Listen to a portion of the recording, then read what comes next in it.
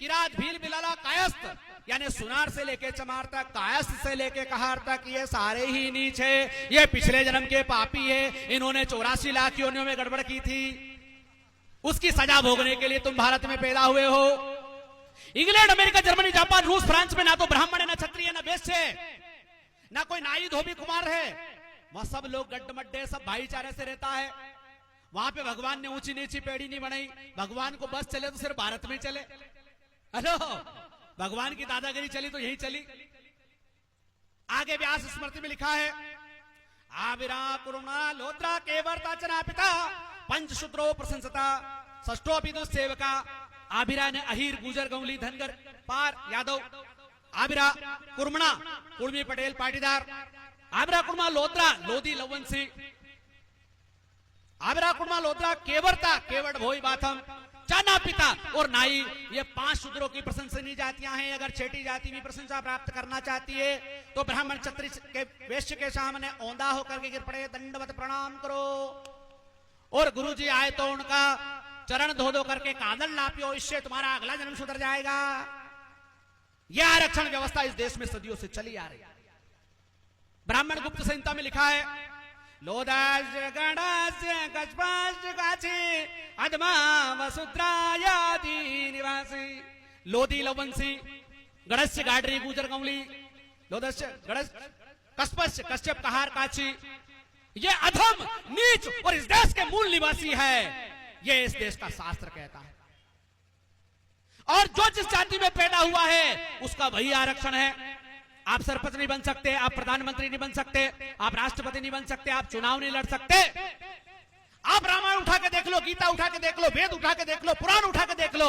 है मेरे नाई भाई, गुजर भाई, तेली भाई, तमोली भाई, पूछना किसी पंडित जी से कि राम के जमाने में हमारे कितने कैबिनेट मंत्री थे, कृष्ण के जमाने में हमारे कितने सरपंच थे, 24 अवतार ने हमारे लिए कौन सी यूनिवर्सिटियां खोली थी, हमारे समाज के कितने डॉक्टर, इंजीनियर, वकील बनाए। जरा 18 पुराण को खंगाल के देखो।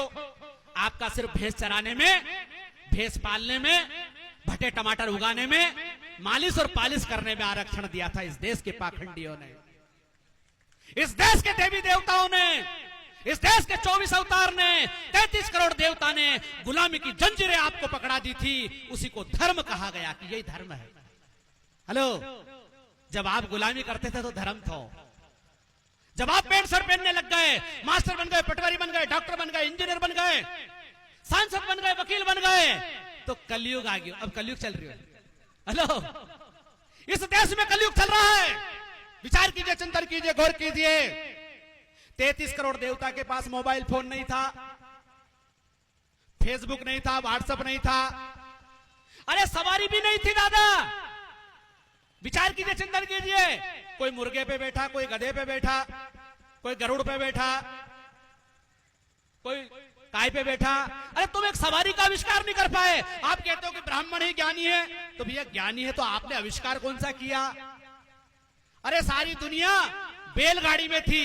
एक लुहार के लड़के ने अपना दिमाग चलाया इंग्लैंड में, और उसने देखा कि भगोनी की जो दाल उबल रही है और ढक्कन भड़बड़ कर रहा है, अगर इसको एक बेहतरीन यंत्र बना दिया जाए तो दुनिया बैलगाड़ी से निकाल करके रेलगाड़ी में आ जाएगी। ये एक सुतार के लड़के, लुहार के लड़के के दिमाग का कमाल है। सज्जनों, ऐसी बात नहीं है कि हमारे सोंदिया भाई, गुजर भाई, अंजना भाई, कुमावत भाई ये अकलमंद नहीं है। ये अकलमंद हो सकते हैं, ये ज्ञानी हो सकते हैं, लेकिन इनको ज्ञानी बनने ही नहीं दिया गया, इनको पढ़ाया नहीं गया। आज मुसलमान की मस्जिद में जाकर के देखना, जाके देखना, वहां का मौलवी अपने बच्चों को कुरान और हदीस को हिफ्ज करवाता है, पढ़ाता है, अरबी फारसी पढ़ाता है, उर्दू पढ़ाता है। मैं पूछना चाहता हूं, एक गुजर का गांव है पूरा, एक सोंदिया का गांव है, एक अंजना का गांव है, एक कुमावत का गांव है, उसमें मंदिर है, वहां का पुजारी क्यों नहीं पढ़ाता है? चलो चमार बड़ी भील बागरी से तो अबड़ा है तमारो भगवान, मत पढ़ाओ, अनके पिछड़ा वर्ग से तो नहीं अबड़ा है, अनके पढ़ा दो, गुजर के पढ़ा दो। पर जिस दिन गुजर अकलबंद हो गया, डांगी अकलबंद हो गया, सोंदिया हो गया, कुमावत हो गया, तो फिर इस देश में ज्यादा कलयुग आ जाएगा। अभी तो कम आयो, घोर कलयुग आ जाएगा, क्योंकि ज्ञानी आदमी खतरनाक होता है। ज्ञानी आदमी संसार में सबसे ज्यादा खतरनाक होता है। इसलिए भारत के पाखंडियों ने लिखा, स्त्री शूद्रो न धीमताम, स्त्री और शूद्र को विद्या मत दो। क्योंकि कम अकल से कहीं को भी काम करवा सको, कम अकल के कहीं भी कथा पुराण सुनाओ। एक देवता के 10 हाथ था, दूसरा के 20 हाथ था, तीसरा के 50 हाथ था, तो एक के 1000 हाथ था। तो जो गमना गमचारेगा भी मानेगा। कोई मटका से पैदा हो, कोई मुंडा से पैदा हो, कोई कान से पैदा हो, कोई हिरणी से पैदा हुआ। ऐसी जो कथा है, इन कथाओं को कब मानोगे? जब ढांडा रोगा, गमना रोगा, गमचा रोगा, अनपढ़ रोगा। पढ़े लिखे हो जाएगा तो आदमी तर्क करेगा, चिंतन करेगा, मनन करेगा, विचार करेगा। इसलिए इस देश की जनता को गमना और गमचा रखा गया। आज बहुत सारे लोग कहते हैं सब आरक्षण गलत है, आरक्षण आर्थिक आधार पर होना चाहिए। अरे सदियों से जो तुमने आरक्षण बनाया, इससे देश कैसे बर्बाद हुआ वो मैं बता दूं आपको। जब ब्राह्मण ही पढ़ा लिखा था तो उसने छत्री को भी ढंग से नहीं पढ़ाया, क्योंकि छत्री भी अकलमंद हो गया तो अपना छत्री पखेड़ देखो। हेलो, जब बुद्ध नाम का छत्री ज्ञानी हुआ, उसने अपना अलग धर्म बना लिया। जब महावीर नाम का ज्ञानी हुआ छत्री, उसने अपना जैन धर्म बना लिया। जब कबीर नाम का ज्ञानी हुआ तो उसने अपना अलग पंथ बनाया। भारत में जब जब कोई ज्ञानी हुआ है, SC ST OBC में, या छत्री भी ज्ञानी बनेगा तो वो अपना अलग सिस्टम बनाएगा। क्यों? क्योंकि वेद पुराण की जो पुराना सिस्टम है वो गलत है। और सिस्टम में, वो सिस्टम क्या है? भगवान ने ऊंची नीची पेड़ी बनाई है, सब अपनी पेड़ी पे बैठा रहो, जूता खाता रहो, जूता देता रहो, इससे अगला जन्म सुधर जाएगा। ब्राह्मण ज्ञानी बनेगा, छत्री का काम है लटा पटा मनक घटा। अच्छा, छत्री को क्या आरक्षण दिया? छत्री को यह आरक्षण नहीं है कि वो पूरी दुनिया की यात्रा करे, पूरी दुनिया में जाकर के राज करे। आपने देखा होगा इस देश के छत्रियों ने अगर मारा है तो किसको मारा? चमार बड़ी भील बागरी बरगुंडा नाई धोबी तेली तमोली, इनकी बारात रोकी। हेलो, बारात भी रोकी तो कहा मरिया मराए के मारे। हेलो, मरिया मराए के। अरे दुनिया में राज करना था ना तुम्हें, 7 समुद्र पार से अंग्रेज आ गए, पूरी दुनिया में राज किया, और तुम यही लटा पटा बेटा मनक गठा में लगा दिया। तुम्हारी ताकत यहाँ की यही नहीं। तुम्हारी जिंदगी का मकसद क्या बनाया? हमारे जैसे पाखंडियों ने, धर्म के ठेकेदारों ने क्या कहा? छत्री को काम है नीची जाति को तपाओ। सोंदिया, गुर्जर, दांगी, यादव, माड़ी, तेली, तमोड़ी, ये नाई धोबी, इनको अपनी जाति को काम कराओ, नहीं करे तो मारो। ये तो बापड़ा अंग्रेज अच्छा आ गया जो ये सारा सिस्टम बदल दिया। इस देश के शोषकों की ऐसी रगड़ाई और ऐसी तपाई करी कि आज भी 15 अगस्त 26 जनवरी पे बोले गोरागढ़ था, गढ़ा मारिया, कुर्सी पे नहीं बैठ देता था, रेल में नहीं बैठ देता था। अरे भाई, तुम भी तो कुर्सी पे नहीं बैठने दे रहे हो। आज दलित समाज का, आदिवासी समाज का, पिछड़ी जाति का व्यक्ति अगर सरपंच बन जाता रहे तो आज आप भी तो नहीं बैठने दे रहे हो। वो गोरे अंग्रेज थे, आप काले अंग्रेज हो। तो सज्जनों, इस आरक्षण से क्या नुकसान हुआ? छत्री के एक साथ बीमारी हो गई कि अपनी जिंदगी को लक्ष्य कहीं है सिर्फ नीची जाति के दबानो, और कोई लक्ष्य नहीं हो। बनिया ने सोचे बापड़ा ने कि अपने कहीं करना, छत्री और ब्राह्मण ये राजनीति करे, ये कहीं करे, अपन तो दुकान पर सौदो भी में बेचारा औंधा हो गया। आज को पता होना चाहिए सज्जनों, अंग्रेज जब नहीं आए थे, एक भी बनिया समाज का आदमी बहुत बड़ा ज्ञानी नहीं बना। एक भी इतना बड़ा कवि, इतना बड़ा साहित्यकार नहीं हुआ। एक भी बनिया बहुत बड़ा ज्ञानी, बहुत बड़ा विद्वान और बहुत बड़े तलवारबाज नहीं हो पाया। क्यों? क्योंकि जेको काम जेके साजे और करे तो डींगा बाजे। जो जिस जाति में पैदा हुआ उसको वैसा ही रहना है। सज्जनों, आज से 2500 साल पहले भगवान गौतम बुद्ध ने इस व्यवस्था के खिलाफ आंदोलन चलाया। उनने कहा सब मनुष्य बराबर है, सबको पढ़ने लिखने का अधिकार होना चाहिए, सबको अपना मर्जी का व्यवसाय करने का अधिकार होना चाहिए। नई समाज के आदमी को महापंडित बना दिया। किसने? बुद्ध ने।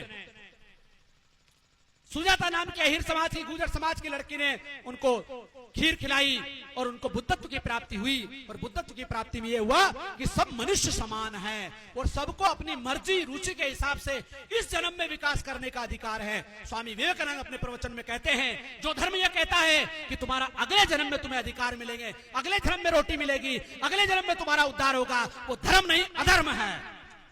किसने देखा अगले जन्म में? इस जन्म में तुम गुलगुला खा रहे हो, इस जन्म में कमर तुम्हारी कमरे जैसी हो रही है, इस जन्म में तुम मारुति कार से उठी एसी से बाहर नहीं निकल रहे हो, और हमें कह रहे हो कि तुम्हारा अगलो जन्म सुधारो। अच्छा, हमारो अगलो जन्म सुधारा, वो तमानी जन्म में ही पूरा भारत के खजाओ, पूरा देश को बर्बाद कर दो। तो सज्जनों, इस आरक्षण के खिलाफ जो जातिवादी था, कबीर ने, रविदास ने आंदोलन चलाया और कहा, रविदास ब्राह्मण मत पूजे जब होवे गुणहीन, पूजे चरण चंडाल के जब होवे गुण प्रवीण। जाति की नहीं, योग्यता की पूजा होना चाहिए। आज कुछ पाखंडी कहते हैं, आज कुछ पाखंडी कहते हैं जाति की नहीं, योग्यता की पूजा होना चाहिए।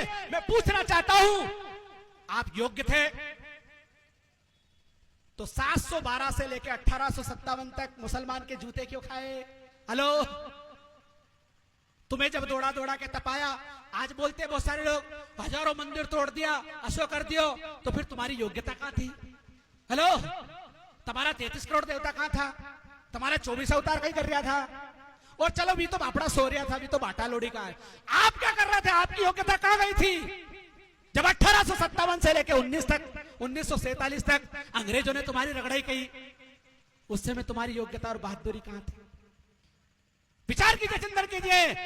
योग्यता किसी बाप की बपोती नहीं होती है, किसी जाति वर्ग की बपोती नहीं होती है, कोई जन्म से योग्य और अयोग्य नहीं होता है। सज्जनों, आदमी को 3 चीज से योग्य बनता है, एनवायरमेंट, एजुकेशन एंड एक्सपीरियंस। 3 चीजों से आदमी योग्य बन जाता है, चाहे वो किसी भी जाति वर्ग संप्रदाय का हो। एनवायरमेंट, जैसा आपका वातावरण होगा वैसा आदमी हो जाता है, जैसा आपका अनुभव होगा और जैसा एजुकेशन सिस्टम होगा। जब सदियों से आपने इंसान को पढ़ने ही नहीं दिया तो वो योग्य कहां से बने? हेलो, जब आदमी पढ़ने लगा, हिरण्यधनु महाभारत में पढ़ा होगा, आपने सुना होगा, हिरण्यधनु राजा का लड़का, भील का लड़का था, एकलव्य।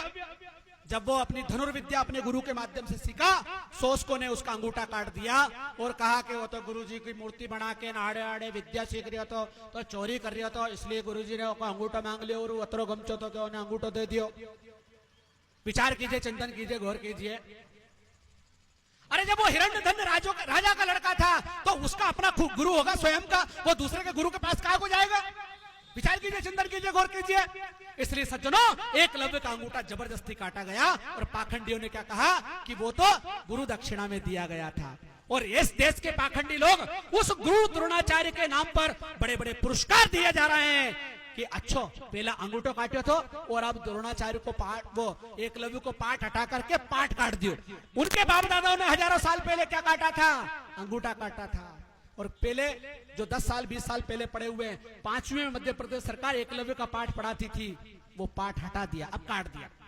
तो सज्जनों, ये सारी व्यवस्था, इस देश में 2 व्यवस्था है, एक शोषक की व्यवस्था है, एक शोषित की व्यवस्था है। शोषक के कौन लोग हैं और शोषित के कौन लोग हैं, ये आपको समझना पड़ेगा। तो कबीर ने कहा था, एक बूंद एक मलमूत्र एक चामर गूदा, एक ज्योति से सभी जन में को बामण को सूदा। एक बूंद, जिस माता पिता के रजवीर से ब्राह्मण क्षत्रिय वैश्य पैदा होते हैं, उसी से सुनार से लेकर चमार तक, कायस्थ से लेकर कहार पैदा होते हैं। 9 महीने में आप पैदा होते हैं, 9 महीने में हम पैदा होते हैं। अरे जहां से तुम खाते हो वहीं से हम खाते हैं, जहां से तुम निकालते हो वहीं से हम निकालते हैं। तो फिर ऊंची नीची पेड़ी कैसे? हेलो, थोड़ा हाउ कर दीजिए, विचार कीजिए, चिंतन कीजिए। कबीर कितनी बड़ी बात कहते हैं, कितनी बड़ी बात कहते हैं। एक बूंद एक मलमूत्र एक चामर गूदा और एक ज्योति से सभी जन में को बामण को सूदा। अरे मलमूत्र से भी जाति का पता चल जाता है। यो बकरी की मेंढगी है, ये ऊंट की लीद है, ये कुत्ते ने बिगाड़ा है। लेकिन एक गांव में अगर सभी जातियों के लोग खाड़ बिगाड़ के आ जाए, रोड बिगाड़ के आ जाए, तो पता नहीं चलेगा कि ये ठाकुर साहब का है कि पंडित जी का है कि पंडितानी का है कि